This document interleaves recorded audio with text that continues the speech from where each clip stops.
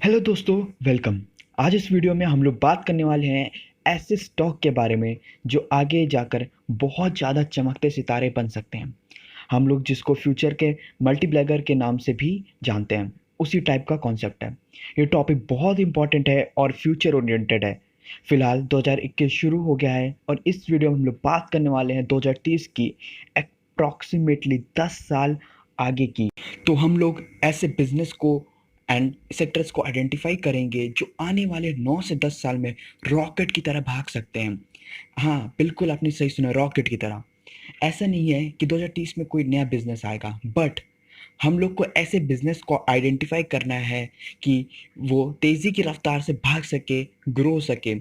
And ऐसे business को आप लोग भी आइडेंटिफाई कर सके तो आप भी आने वाले 9 से 10 साल में तेज़ रफ्तार से ग्रो हो सकते हैं। This topic is completely unique and practical. दोस्तों, ये वीडियो कोई स्पून फीडिंग वीडियो नहीं होने वाला है कि मैं आपको कोई स्टॉक बताऊंगा, फिर आप उसको परचेज कर लोगे और अगले ही दिन आपको पोर्टफोलियो में प्रॉफिट दिखना शुरू हो जाएगा। बिल्कुल नहीं। मार्केट लेजी लोगों के लिए बिल्कुल नहीं है। मार्केट में अगर आपको प्रॉफिटेबल रहना है तो आपको एक्टिव रहना पड़ेगा एंड इसके लिए अपनी थिंकिंग को हट कर रहनी पड़ेगी। फ्यूचर ओरिएंटेड थिंकिंग रहनी पड़ेगी। मैं आपको इस वीडियो में गाइड करने वाला हूँ, बाकी मेहनत आपकी होने वाली है। इस वीडियो में आपको सिर्फ 4 से 5 बिजनेस आइडियाज़ बताऊंगा जो आगे ग्रो होने के पूरे पूरे चांसेस हैं। इस वीडियो को आप एज अ रेफरेंस लेना और बाकी आप थोड़ी मेहनत करना, उन स्टॉक्स को फंडामेंटली एनालाइज करना और फिर आप उसमें से बेस्ट स्टॉक को चुनकर आप उसमें इन्वेस्ट कर सकते हो। हमारा पहला सेक्टर है इलेक्ट्रिक व्हीकल सेक्टर।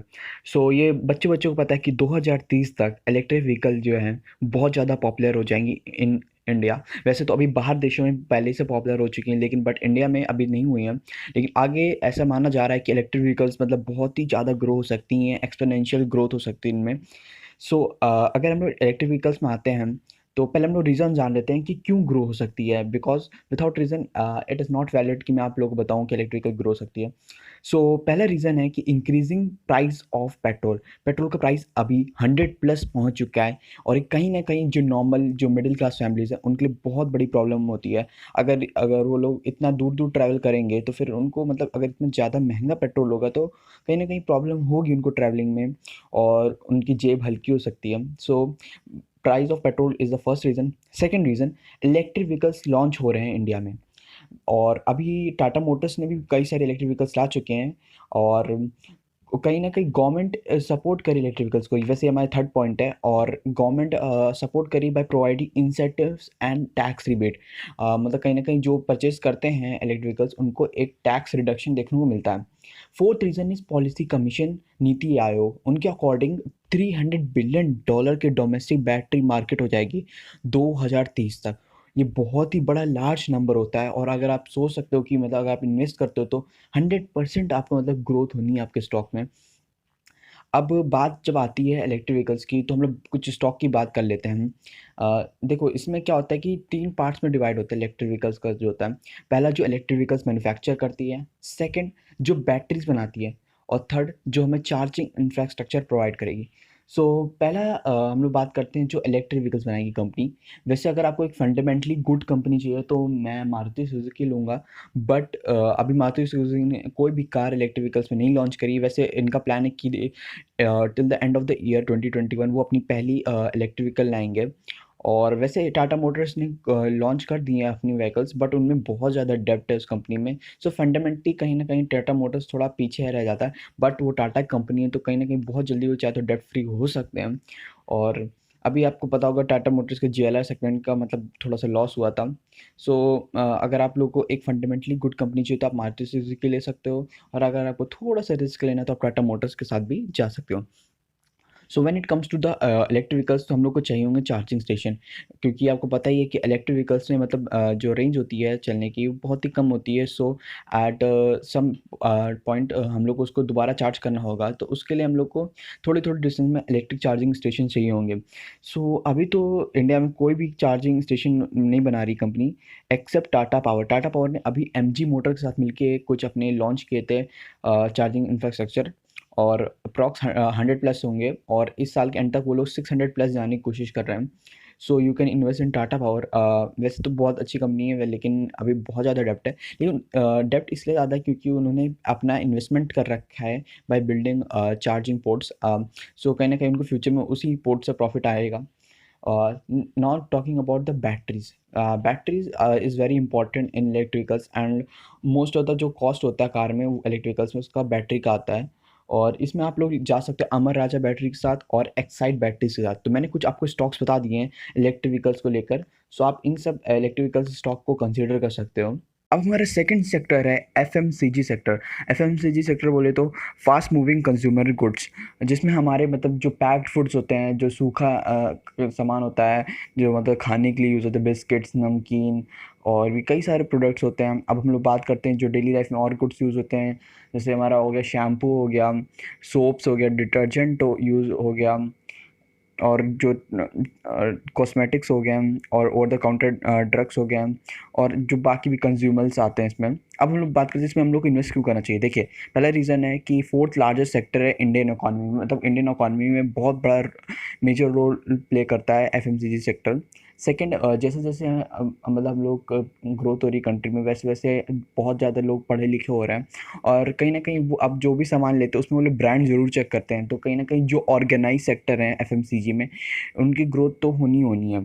थर्ड, हमारे जो रूरल पॉपुलेशन है, जो 65% हिस्सा है इंडिया का, उसका सिर्फ 45% रेवेन्यू शेयर है एफएमसीजी सेल से। मींस अर्बन एरिया से ज़्यादातर सेल होती है एफएमसीजी सेक्टर में। Fourth, evergreen sector. ये मैं और देखिए एफएमसीजी क्या है कि इसमें सारे प्रोडक्ट्स आते हैं जो डेली लाइफ में यूज़ होते हैं, और लाइफ कभी मतलब एंड नहीं हो सकती, उसमें हम लोग को डेली डेली प्रोडक्ट्स तो चाहिए होंगे खरीदने के लिए। तो एफएमसीजी सेक्टर में तो एवरग्रीन है, मतलब ये हमेशा ही चलना है, इसको मतलब कोई रोक नहीं सकता। ये हमारी नीड है, ये हमारा इम्पोर्टेंट है हमारे लाइफ के लिए। और आप खुद ही आप सोच सकते हो कि आप मतलब बिना शैम्पू के, बिना खाने पीने के जो सामान होते हैं दुकान में, और टोबैको हो गया, ये इसके बिना मतलब लाइफ इम्पॉसिबल है, मतलब हो ही नहीं सकती।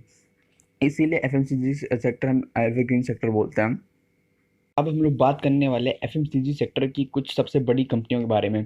तो इसमें हम लोग की जो मेजर कंपनीज़ हैं वो है Hindustan Unilever, Nestle, Dabur, Britannia, Godrej, Marico और आईटीसी। और अब हम लोग बात करते हैं कि अगर आपको सो इसमें बेस्ट स्टॉक मैं आपको बोलूँगा वो हो गया Hindustan Unilever and ITC. ITC because वो मतलब हर ईयर वो डिविडेंड प्रोवाइड करते हैं और उनका बहुत ही अच्छा ग्रोथ रेट है।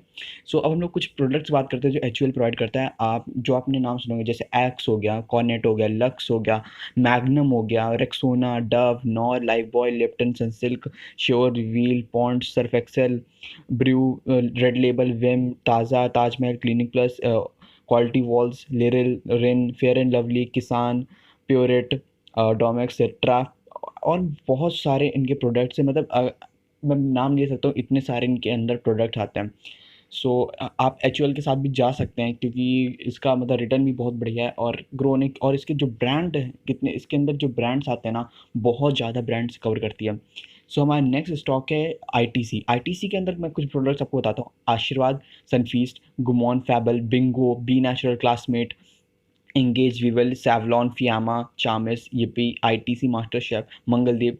और आईटीसी का जो लेकिन कुछ रेवेन्यू आता है वो टोबैको से आता है, सिगरेट के, क्योंकि उनका जो सिगरेट में जो कंपनी है उसका बहुत ज़्यादा शेयर है। लेकिन अभी धीरे धीरे कंपनी शिफ्ट हो रही है एफएमजीजी की तरफ, और कहीं ना कहीं इनमें बहुत सारे बड़े बड़े ब्रांड शामिल हैं, जैसे क्लासमेट हो गया और ईपी नूडल्स हो गया। So you can also consider ITC because इसका डिविडेंड भी अच्छा है और बहुत ही अच्छी इसकी ग्रोथ रेट है। सो अब हमारा जो थर्ड सेक्टर है वो टेक एंड आईटी सेक्टर है। सो अब मुझे इस सेक्टर को ज़्यादा इंट्रोडक्शन देने की ज़रूरत नहीं है। सो मैं कुछ रीज़न्स बता देता हूँ जो जिसके कारण आपको इस जो सेक्टर में इन्वेस्ट करना चाहिए। पहला रीज़न, जो आईटी सेक्टर है वो इंडिया की जीडीपी का 7.7% स्टेक है। मतलब जीडीपी जितनी ग्रोथ होती है उसमें जो 7.7% वो टेक और आईटी सेक्टर से जाता है। और सेकेंड रीज़न इज़ दैट कि India is the biggest global outsourcing company with 55% in global outsourcing business. जो इंडिया है वो वर्ल्ड की one of the biggest outsourcing company. Outsourcing means हम लोग कुछ सॉफ्टवेयर या फिर हार्डवेयर प्रोवाइड करते हैं बाकी कंट्रीज़ को, और जो ग्लोबली जितनी भी सेल्स होती हैं उसमें से हर एक 2 सेल में 1 सेल भारत की होती है। Third reason is that track is evolving. अभी आपने पैंडेमिक देखा कि कैसे हमारा जो देश हो गया बंद हो गया। फिर हम लोग ने देखा कि with the help of technology हम लोग सारा घर में काम कर रहे हैं और वर्क फ्रॉम होम चला और कई सारी चीज़ें हुई। तो उसके लिए हम लोग को जो बहुत सारे सॉफ्टवेयर्स की नीड थी, ऑनलाइन एजुकेशन के लिए, बाकी ऑफ़िस के वर्क के लिए। सो कहीं न कहीं टेक और आईटी सेक्टर को बहुत ज़्यादा सपोर्ट मिला है इन दिस ईयर। और फिर हम लोग बात करते हैं कि modern problem needs modern solution. Means अब हम लोग को कोई भी जो प्रॉब्लम होती है, जैसे कि अगर आप देखोगे तो आजकल आप बिल पे कर सकते हो, ऑनलाइन पे कर सकते हो, रेंट्स भी ऑनलाइन आप कर सकते हो, यू कैन बुक टिकट्स, जो पहले पॉसिबल नहीं था। और अब बहुत सो अब बात कर लेते हैं कुछ टेक और आईटी सेक्टर से रिलेटेड स्टॉक्स के बारे में जो बेस्ट हैं अभी पूरे इंडिया में। सो पहले स्टॉक है Infosys, second is Wipro, third is HCL, TCS, Tech Mahindra. ये कुछ मैंने 5 स्टॉक्स बताए आपको। आप इनमें से सबको आप एनालाइज़ कर सकते हो, फिर इनमें से जो बेस्ट आपको स्टॉक लगे उसको आप चूज़ कर सकते हो। और अभी ये नीचे जो है ये रिटर्न्स हैं, ईयरली रिटर्न्स हैं। सो इन्फोसिस ने 86% का रिटर्न दिया है, विप्रो ने 80% का, एचसीएल ने 80% का, टीसीएस ने 44% का, टेक महिंद्रा ने 36% का। सो अब आपको ये काम करना है कि आपको इन सबको फंडामेंटली एनालाइज़ करना है, फिर इसमें से जो बेस्ट स्टॉक होगा उसको आप चूज़ करके अपने पोर्टफोलियो में रख सकते हो। अब हमारा जो नेक्स्ट सेक्टर है वो है फार्मा सेक्टर। सो आपने अभी देखा होगा कि कोविड के कारण कितनी ज़्यादा हम लोग की जो फार्मा की जो कंपनीज हैं उनको कितनी ज़्यादा ग्रोथ मिली। आपको मुझे नहीं लगता है कुछ इंट्रोडक्शन देने की ज़रूरत है। अब मैं कुछ रीज़न बताता हूँ जिससे फार्मा सेक्टर ग्रो हो सकता है टिल 2030 और भी बहुत ज़्यादा तरीके से ग्रो हो सकता है, इमेंसली ग्रो होगा ये सेक्टर। पहला रीज़न है कि Indian pharmaceutical sector is estimated to grow US $100 billion by 2025। 2025 तक जो हमारी जो फार्मास्यूटिकल सेक्टर है वो अप्रॉक्सीमेटली $100 बिलियन का जो मार्क होगा क्रॉस कर देगी। सेकंड कि branded companies consider nearly 80% in terms of revenue. जितना भी रेवेन्यू होता है ना फार्मास्यूटिकल सेक्टर में, उसमें से 80% हमारी जो बड़ी कंपनीज हैं, जो ब्रांडेड कंपनीज है वो हैं। और nearly 58,000 jobs to be generated by 2025। 2025 तक अप्रॉक्स 58,000 जॉब्स सिर्फ फार्मा सेक्टर से आएंगी। Fourth reason is increasing population. जैसे पॉपुलेशन इंक्रीज़ होती है ना, तो जो हमारी डिसीज़ेज़ होती हैं वो बहुत ज़्यादा होती हैं और जितने ज़्यादा लोग होंगे उतनी ज़्यादा मतलब जो सेल्स होगी फार्मा सेक्टर में दवाइयों की वो बढ़ जाएगी।